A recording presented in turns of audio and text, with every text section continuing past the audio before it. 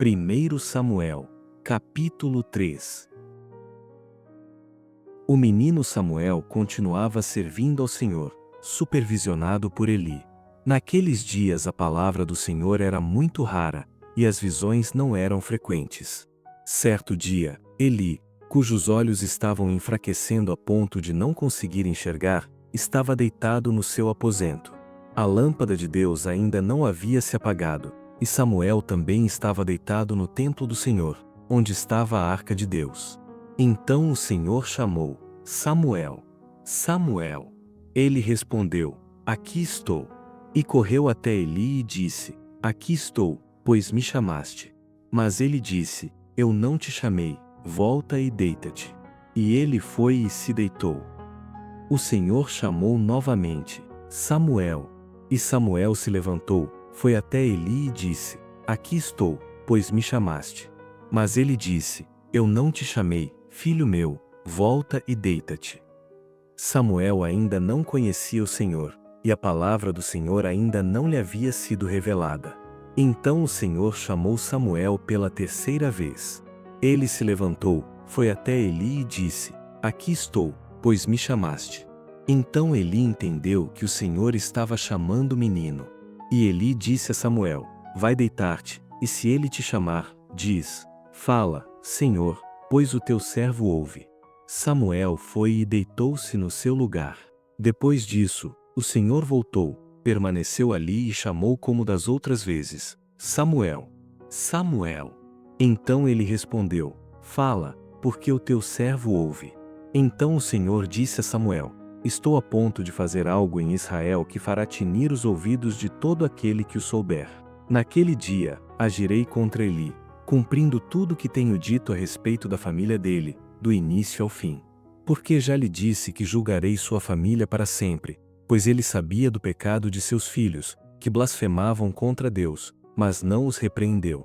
Portanto, jurei à família de Eli que o seu pecado nunca mais será expiado, nem com sacrifícios, nem com ofertas. Samuel ficou deitado até de manhã, então abriu as portas da casa do Senhor. Entretanto, Samuel tinha medo de contar a visão a Eli. Mas Eli chamou Samuel e disse: Samuel, meu filho. E ele respondeu: Aqui estou. Eli perguntou-lhe: O que o Senhor te falou? Não escondas nada de mim, Deus te castigue duramente, se esconderes de mim qualquer coisa de tudo o que te falou. Samuel contou-lhe tudo, sem esconder nada. Então Eli disse: Ele é o Senhor, faça o que bem parecer aos seus olhos. Samuel crescia, e o Senhor estava com ele e não deixou falhar nenhuma de todas as suas palavras. E todo Israel, desde Dan até Beceba, reconheceu que Samuel estava confirmado como profeta do Senhor. O Senhor voltou a aparecer em Siló, porque ali o Senhor se manifestava a Samuel pela sua palavra. Capítulo 4. A palavra de Samuel se espalhava por todo Israel. Israel saiu à batalha contra os filisteus e acampou perto de Ebenezer, enquanto os filisteus acamparam junto a Afec. Os filisteus se dispuseram em ordem de batalha contra Israel, e, travado o combate, Israel foi derrotado pelos filisteus, que mataram cerca de 4.000 homens no campo de batalha.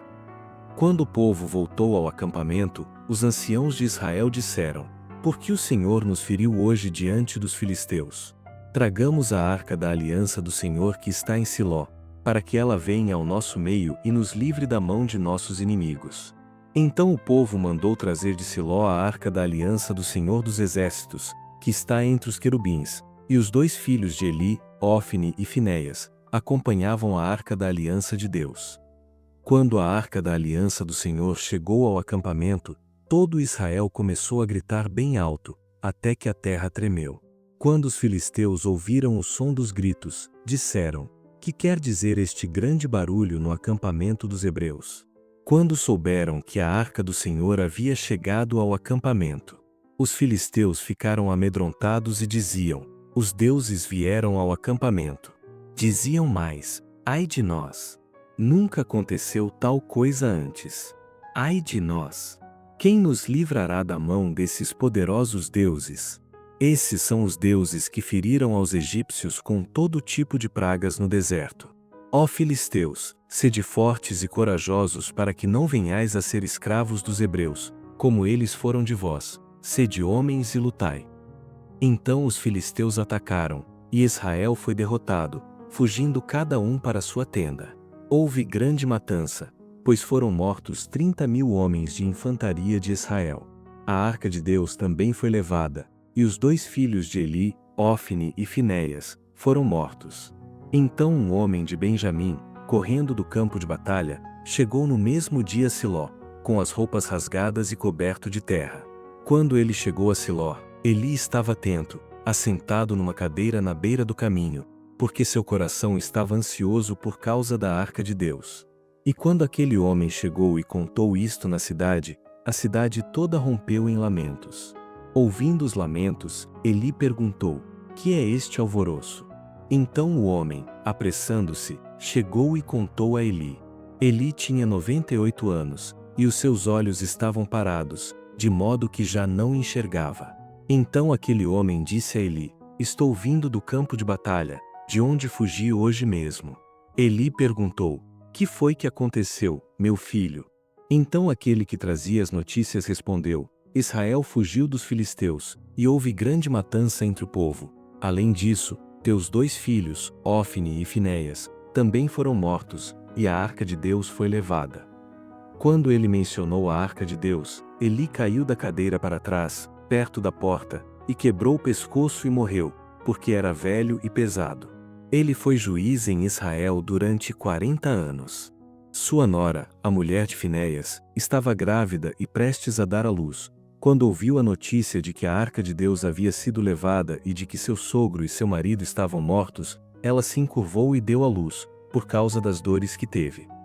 Quando estava morrendo, as mulheres que estavam com ela disseram: não temas, pois tiveste um filho. Porém ela não respondeu, nem deu atenção a isso. Mas deu ao menino o nome de Icabode, dizendo: a glória se foi de Israel. Porque a arca de Deus havia sido levada e por causa de seu sogro e de seu marido.